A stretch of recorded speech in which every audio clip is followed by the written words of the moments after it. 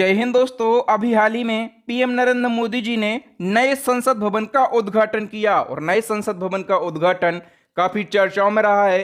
कई विपक्षी पार्टियों ने इसका विरोध किया। क्यों किया विरोध? विपक्षी पार्टियों का कहना था कि नए संसद भवन का उद्घाटन राष्ट्रपति के हाथों होना चाहिए, प्रधानमंत्री के हाथों से नहीं होना चाहिए। उनका यह भी कहना था कि हर चीज का उद्घाटन प्रधानमंत्री करते हैं, राष्ट्रपति को या फिर जो अन्य पदाधिकारी हैं उनको कभी कोई मौका नहीं दिया जाता। ठीक है, तो विपक्षी पार्टियों ने बहुत जमकर विरोध किया है नए संसद भवन के उद्घाटन का, तो काफी चर्चाओं में रहा है। और नया संसद भवन, हमारी संसद की नई बिल्डिंग बनी है, तो ये टॉपिक काफी ट्रेंडिंग हो जाता है आपके एग्जाम के लिए। यहां से गारंटी से बोल सकता हूं एक क्वेश्चन आपके एग्जाम में पूछा ही जाएगा।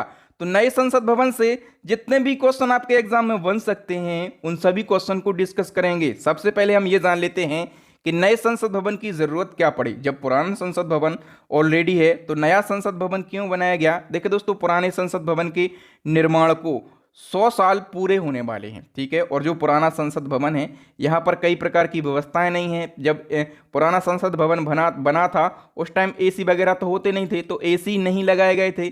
फिर बाद में एसी लगाए गए तो जो पुराना संसद भवन है या उसमें कई प्रकार की क्षति हो गई है क्योंकि उसका कंस्ट्रक्शन करवाना पड़ा। ठीक है, और सबसे बड़ी बात यह है कि 2026 में लोकसभा का परिसीमन किया जाना है। अब परिसीमन होगा तो सदस्यों की संख्या बढ़ जाएगी। अब सदस्यों की संख्या बढ़ जाएगी तो बैठने की व्यवस्था में समस्या आएगी, इसलिए नया संसद भवन बनाया गया। ठीक है, अब नया संसद भवन बनाया गया तो इसका उद्घाटन भी किया है पीएम नरेंद्र मोदी जी ने। तो सबसे पहले यही क्वेश्चन पूछा जाएगा कि नए संसद भवन का उद्घाटन कब किया गया? तो दोस्तों, नए संसद भवन का उद्घाटन किया गया 28 मई 2023 को। हम कंप्लीट फैक्टों को डिस्कस कर लेते हैं। तो नए संसद भवन का उद्घाटन किया गया है 28 मई 2023 को पीएम नरेंद्र मोदी जी के द्वारा, और पीएम नरेंद्र मोदी जी के साथ में लोकसभा अध्यक्ष ओम बिरला भी मौजूद रहे हैं। ठीक है, नई संसद भवन के उद्घाटन समारोह में मोदी जी ने 75 रुपए के सिक्के भी जारी किए हैं और डाक टिकट भी जारी किए हैं। ठीक है, इस भवन को बनाने वाले श्रमिकों को भी सम्मानित किया है पीएम नरेंद्र मोदी जी ने। नंबर सेकंड क्वेश्चन की हम बात कर लेते हैं। तो नई संसद भवन के उद्घाटन समारोह के समय चर्चाओं में रहा सिंबल क्या है? दोस्तों, जैसे ही उद्घाटन किया गया है पार्लियामेंट हाउस का, उस टाइम ये जो सिंबल आप देख पा रहे होंगे जो कि मोदी जी के हाथ में है, ये काफी चर्चाओं में रहा है। तो सबसे पहले आप बताइए ये क्या है? दोस्तों, ये सत्ता हस्तांतरण का प्रतीक है। ए ऑप्शन करेक्ट हो जाएगा। हम आसान शब्दों में समझ लेते हैं। तो दोस्तों, सेंगोल क्या है? पीएम नरेंद्र मोदी जी ने नए संसद भवन में सेंगोल को लोकसभा अध्यक्ष की कुर्सी के पास में स्थापित कर दिया है। ये सेंगोल क्या है? सत्ता हस्तांतरण का प्रतीक है। चोल साम्राज्य में जब भी कोई राजा अपनी सत्ता दूसरे राजा को हस्तांतरित करता था तो ये सेंगोल दूसरे राजा को सौंपता था सत्ता के साथ में। और ये सेंगोल सबसे पहले तमिलनाडु के एक पुरोहित ने आज़ादी के समय लॉर्ड माउंटबेटन को दिया था। उसके बाद लॉर्ड माउंटबेटन ने 15 अगस्त 1947 को भारत के प्रथम प्रधानमंत्री जवाहरलाल नेहरू को ये सेंगोल सौंप दिया था। इसके बाद ये सेंगोल इलाहाबाद के म्यूजियम में रखा गया था। ठीक है, और अभी ये सिंबल जो है लोकसभा अध्यक्ष की कुर्सी के पास में स्थापित किया है पीएम नरेंद्र मोदी जी ने। एक बार आप फिर से इस सिंबल की फोटो देख लीजिएगा, यहां से क्वेश्चन आपके एग्जाम में बन सकता है। सिंबल सत्ता हस्तांतरण का एक प्रतीक है और लोकसभा की कुर्सी के पास में इसको स्थापित किया है पीएम नरेंद्र मोदी जी ने। दोस्तों, यदि आप इसी प्रकार से हर टॉपिक को पढ़ना चाहते हैं, बिल्कुल डिटेल में पढ़ना चाहते हैं, आसान भाषा में पढ़ना चाहते हैं, तो हमारी करंट अफेयर्स की ई बुक को आप बाय कर सकते हैं। इसमें बेस्ट क्वालिटी का करंट अफेयर्स दिया गया है। ओके, साइंस की भी ई बुक को बाय कर सकते हैं और दोनों ई बुक का लिंक मिलेगा वीडियो के डिस्क्रिप्शन में। बिना देरी के नंबर थर्ड क्वेश्चन की बात करें, नए संसद भवन की आधारशिला कब रखी गई? मैंने बताया कि उद्घाटन तो किया गया है 28 मई 2023 को पीएम मोदी जी के द्वारा उद्घाटन किया गया। तो बताइए आधारशिला कब रखी गई थी? 10 दिसंबर 2020 को नए संसद भवन की आधारशिला रखी गई थी नई दिल्ली में। और पुराने संसद भवन के सामने इसकी आधारशिला, हम कह सकते हैं आधारशिला, और हम इसको क्या बोल सकते हैं? इसको हम नींव बोल सकते हैं, या फिर हम ये कह सकते हैं भूमि पूजन। ठीक है, ये सारे शब्द आपको याद रखना है, आधारशिला, नींव या फिर भूमि पूजन। ठीक है, किसके द्वारा इसका भूमि पूजन या फिर नींव या फिर आधारशिला रखी गई? तो पीएम नरेंद्र मोदी जी के द्वारा ही रखी गई थी, ठीक है। और उद्घाटन 28 मई 2023 को पीएम नरेंद्र मोदी जी के द्वारा ही किया गया है। नंबर 4 क्वेश्चन की बात करें, नए संसद भवन का डिजाइन किसने तैयार किया? यदि हम डिजाइन की बात करें तो एचपीसी डिजाइन कंपनी ने, ठीक है। ये जो एचपीसी डिजाइन है ये गुजरात की एक फर्म है, याद रखना कहाँ की फर्म है, तो ये गुजरात की एक फर्म है और इसी ने नए संसद भवन के डिजाइन को तैयार किया है, ठीक है। डिजाइन को तैयार किया है, या हम ये कह सकते हैं कि आर्किटेक्ट तैयार किया है या फिर खाका तैयार किया है नए संसद भवन का, ठीक है। और यदि आपसे एग्जाम में पूछा जाए कि नए संसद भवन के वास्तुकार कौन है, ठीक है, और व्यक्तियों के नाम दिए जाए तो आप कहना बिमल पटेल, ठीक है। मुख्य वास्तुकार कौन है? बिमल पटेल हैं, क्योंकि जो बिमल पटेल हैं ये एचपीसी डिजाइन फर्म के चेयरमैन हैं, अध्यक्ष हैं, ठीक है। और इन्हीं की अध्यक्षता में नया संसद भवन का डिजाइन तैयार किया गया। बताइए नए संसद भवन का निर्माण किस प्रोजेक्ट के तहत किया गया? यदि ये क्वेश्चन पूछा जाए तो सेंट्रल विस्टा पुनर्विकास परियोजना के तहत में नए संसद भवन का निर्माण किया गया।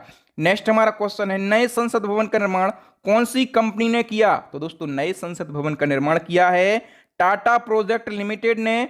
बी ऑप्शन करेक्ट हो जाएगा, ठीक है। और टाटा प्रोजेक्ट लिमिटेड की यदि हम बात करें कि इस कंपनी के वर्तमान में अध्यक्ष कौन है, तो डॉक्टर प्रवीण सिन्हा जो हैं वर्तमान में टाटा प्रोजेक्ट लिमिटेड के अध्यक्ष हैं।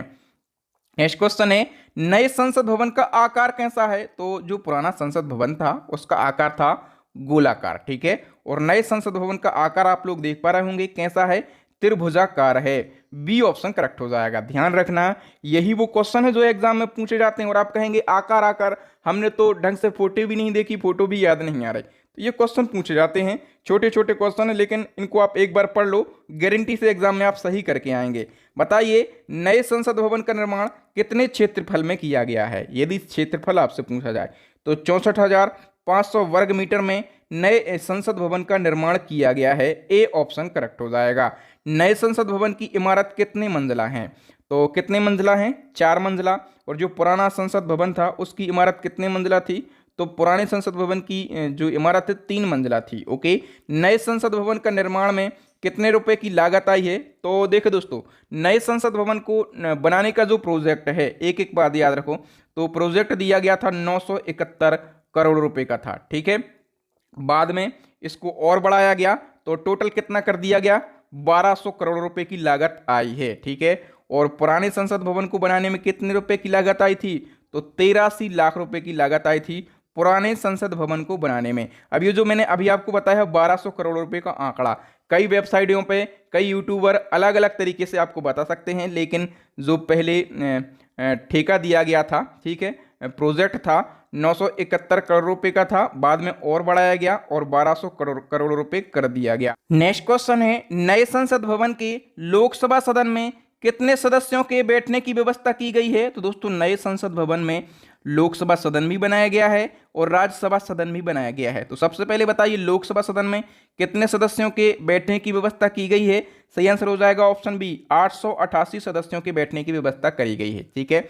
और जो पुराना संसद भवन है, तो पुराने संसद भवन की यदि हम बात करें तो पुराने संसद भवन में 590 सदस्यों के बैठने की व्यवस्था की गई है, जबकि लोकसभा में सदस्यों की संख्या कितनी है? तो 545 है, ठीक है। लेकिन व्यवस्था कितनी है पुराने संसद भवन में? 590 सदस्यों के बैठने की। और अभी नए संसद भवन की लोकसभा सदन में तो 888 सदस्यों के बैठने की व्यवस्था बनाई गई है, जो कि बहुत ही ज़्यादा है। ओके, इसी क्रम में आपको बताना है कि नए संसद भवन की जो राज्यसभा सदन है इसमें कितने सदस्यों के बैठने की व्यवस्था की गई है? करेक्ट आंसर हो जाएगा दोस्तों ऑप्शन ए, 384। और पुराने राज्यसभा सदन में 280 सदस्यों के बैठने की व्यवस्था है। नेक्स्ट क्वेश्चन है, नए संसद भवन में संयुक्त सत्र का आयोजन कहां पर होगा? तो दोस्तों जो पुराना संसद भवन था, तो जब संयुक्त सत्र का आयोजन होता था, यानी कि राज्यसभा और लोकसभा दोनों का जो संयुक्त सत्र का आयोजन होता था ये केंद्रीय कक्ष में होता था, लेकिन अब कहां पर होगा? तो अब लोकसभा हॉल में होगा। बी ऑप्शन करेक्ट हो जाएगा, ठीक है। और लोकसभा हॉल में संयुक्त सत्र के दौरान कितने सांसद बैठ सकते हैं? तो 1272 सांसद बैठ सकते हैं। ओके, याद रखना लोकसभा हॉल की कैपेसिटी कितनी है? तो 1272 सांसद बैठ सकते हैं। नेक्स्ट क्वेश्चन है, नए संसद भवन में कितने समिति कक्ष का निर्माण किया गया है? तो नए संसद भवन में 6 समिति कक्षों का निर्माण किया गया है, ठीक है। और जो मौजूदा संसद भवन है उसमें 3 समिति कक्ष हैं। हम बात करें कि नए भवन में एक लोकतांत्रिक विरासत को प्रदर्शित करने के लिए एक कॉन्स्टिट्यूशन हॉल का भी निर्माण किया गया है। नेक्स्ट क्वेश्चन है, पुराने संसद भवन का उद्घाटन कब किया गया था? पुराने संसद भवन की बात करें तो इसका उद्घाटन किया गया था 1927 में। बी ऑप्शन करेक्ट हो जाएगा। हम सारे इंपॉर्टेंट फैक्टों को डिस्कस कर लेते हैं। तो देखो दोस्तों, पुराने संसद भवन की यदि आपसे पूछी जाए कि नींव कब रखी गई, तो नींव रखी गई 1921 में। और उद्घाटन कब किया गया? तो दोस्तों उद्घाटन किया गया 1927 में। और किसके द्वारा उद्घाटन किया गया? तो लॉर्ड इरविन के द्वारा उद्घाटन किया गया, ठीक है। और पुराने संसद भवन के निर्माण में मैं आपको बता चुका हूं कि कितनी लागत आई थी, 83 लाख रुपए की लागत आई थी। तो ये 3-4 बातें हैं जो कि आपको याद रखना है। नींव कब रखी गई? 1921 में। उद्घाटन किया गया 1927 में लॉर्ड इरविन के द्वारा। और पुराने संसद भवन के निर्माण में 83 लाख रुपए की लागत आई थी। नेक्स्ट क्वेश्चन है, पुराने संसद भवन के वास्तुकार कौन थे? करेक्ट आंसर हो जाएगा दोस्तों एडविन लुटियंस और हर्बर्ट बेकर जो हैं पुराने संसद भवन के वास्तुकार थे। सी ऑप्शन करेक्ट हो जाएगा। अच्छा, नंबर डी पे उस्ताद अहमद लाहौरी भी लिखा है। उस्ताद अहमद लाहौरी ये कौन हैं दोस्तों? ये जो हैं ये ताजमहल के वास्तुकार हैं, याद रखना। ताजमहल के वास्तुकार हैं उस्ताद अहमद लाहौरी। नेक्स्ट क्वेश्चन है, भारतीय संसद के गठन का प्रावधान किस अनुच्छेद में किया गया है? तो संसद के गठन का प्रावधान किया गया आर्टिकल 79 में। ए ऑप्शन करेक्ट हो जाएगा, ठीक है। अच्छा, नंबर बी पे लिखा है अनुच्छेद 80। तो अनुच्छेद 80 की बात करें तो इसमें राज्यसभा के गठन का प्रावधान किया गया, ठीक है। और अनुच्छेद 81 की यदि हम बात करें तो अनुच्छेद 81 में लोकसभा के गठन का प्रावधान किया गया है। और आर्टिकल 79 में संसद के गठन का प्रावधान किया गया। 79, 80 और 81 पहले संसद आएगा, फिर संसद का उच्च सदन राज्यसभा आएगा, फिर आएगा निम्न सदन लोकसभा, ठीक है। तो इस प्रकार से क्रम से आप याद रख सकते हैं। आइए नेक्स्ट वन की बात करें। भारत में संसद की व्यवस्था किस देश के संविधान से ली गई है? तो भारत में संसद की व्यवस्था ली गई है ब्रिटेन के संविधान से। बी ऑप्शन करेक्ट हो जाएगा। अच्छा, अमेरिका के संविधान से क्या लिया गया? मूल अधिकार। कहां से लिए गए हैं? अमेरिका के संविधान से। और ब्रिटेन से संसद की व्यवस्था ली गई है। और आयरलैंड की बात करें तो आयरलैंड से भी नीति निर्देशक तत्व लिए गए हैं। क्या लिए गए हैं?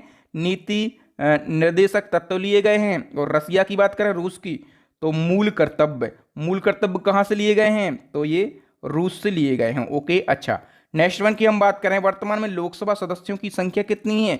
ये भी मोस्ट इंपोर्टेंट क्वेश्चन है और यहां से एक क्वेश्चन पूछा जाता है। तो वर्तमान में लोकसभा सदस्यों की संख्या है 545। ओके, बी ऑप्शन करेक्ट हो जाएगा। आप यहां से डिटेल को समझने का प्रयास कीजिए। वर्तमान में लोकसभा सदस्यों की संख्या 545। 545 कैसे?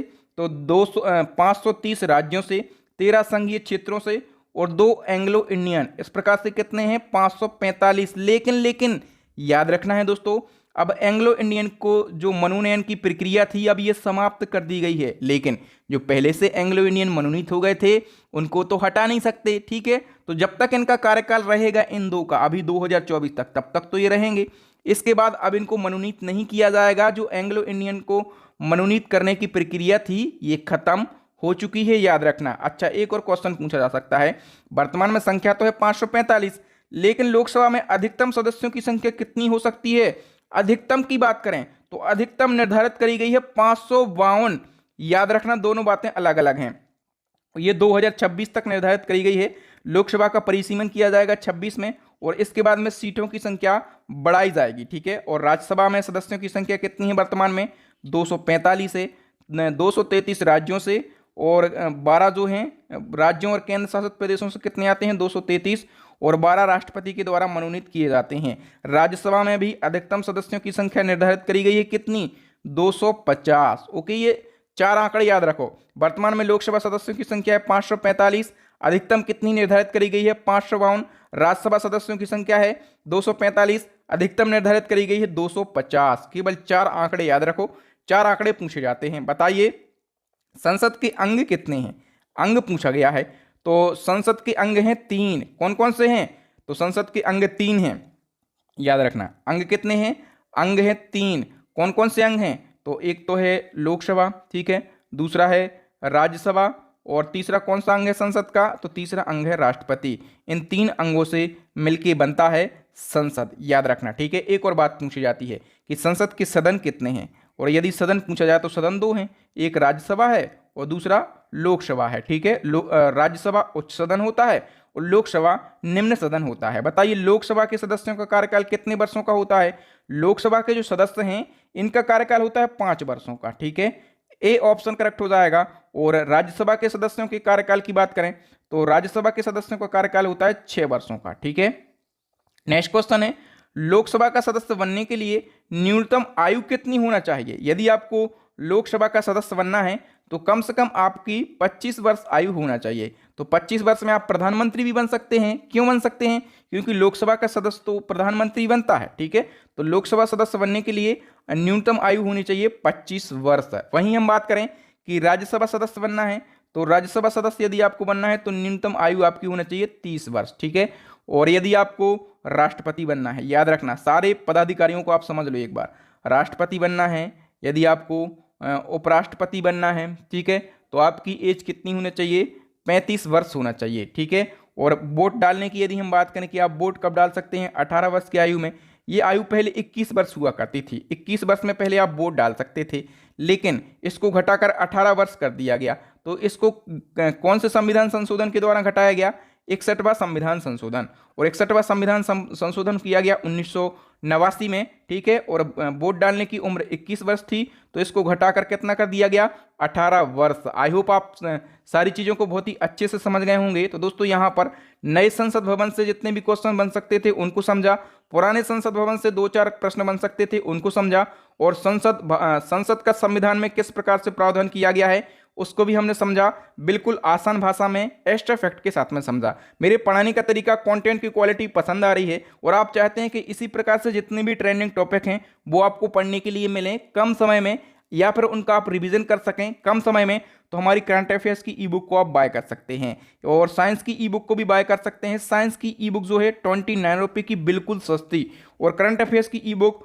59 रुपये की, और दोनों ई बुक को भी आप मिलाकर बाय कर सकते हैं। लिंक मिल जाएगा वीडियो के डिस्क्रिप्शन में। अभी आपको एक नंबर और दिख रहा होगा डिस्क्रिप्शन में, या फिर आप हमारे नंबर को नोट कर लीजिए। हमारा नंबर है 9630 82 94 64। यदि आप इस नंबर पे फोन पे या फिर पेटीएम के माध्यम से पेमेंट करेंगे, ठीक है, और उसका स्क्रीनशॉट हमें इसी नंबर के व्हाट्सएप पर सेंड करेंगे, तो आपको 5 सेकंड के अंदर ये दोनों ई बुक प्रोवाइड करवा दी जाएंगी। तो ई बुक को बाय कर लीजिए। बेस्ट तरीके की हमने ई बुक बनाई हुई हैं, पूरे साल मेहनत करके हमने ई बुक बनाई हुई हैं। अभी के अभी ई बुक को बाय कर लीजिए। अंतिम क्वेश्चन का आंसर बताइए कि सबसे ज्यादा 27वीं बार माउंट एवरेस्ट पर चढ़ने का रिकॉर्ड किसने बनाया है। तो सबसे ज्यादा 27वीं बार माउंट एवरेस्ट पर चढ़ने का रिकॉर्ड किसने बनाया, फटाफट से बताइए। जिसने भी ये रिकॉर्ड बनाया है ना, काफ़ी फेमस पर्सनालिटी हैं। अच्छा, फेमस पर्सनालिटी से याद आया, अभी मैंने कल के ही दिन जितने भी चर्चित व्यक्ति रहे हैं इस साल, जितने भी फेमस पर्सनालिटी हैं उनको मैंने डिटेल से समझाया है। लगभग 85 ऐसी पर्सनालिटी जो कि न्यूज़ में रही हैं उनको मैंने समझाया है, तो वो आप वीडियो भी देख सकते हैं। टॉपिक वाइज जितने भी करंट अफेयर्स हैं सभी को आप देख सकते हैं प्लेलिस्ट को विजिट करके। टॉपिक वाइज प्लेलिस्ट की जो लिंक है आपको वीडियो के डिस्क्रिप्शन में या फिर आई बटन में मिल सकती है। अभी आपको मेरे पढ़ाने का तरीका अच्छा लगा हो, बहादुर सर की मेहनत अच्छी लगी हो, तो वीडियो को लाइक कर दीजिए, इस वीडियो को शेयर कीजिए अपने दोस्तों के साथ में। आपके व्हाट्सअप टेलीग्राम पर जितने भी स्टडीज रिलेटेड ग्रुप हों सभी ग्रुपों में इस वीडियो को शेयर करके हमें सपोर्ट कीजिए। न्यू स्टूडेंट से यही कहूँगा कि इसी प्रकार के ट्रेंडिंग टॉपिक देखना चाहते हैं, आसान भाषा में बेस्ट कंटेंट को पढ़ना चाहते हैं, तो हमारे चैनल को सब्सक्राइब कर लें, साथ में बेल आइकन जरूर दबा लें। ओके, तो थैंक यू दोस्तों, जय हिंद, मिलेंगे नेक्स्ट वीडियो।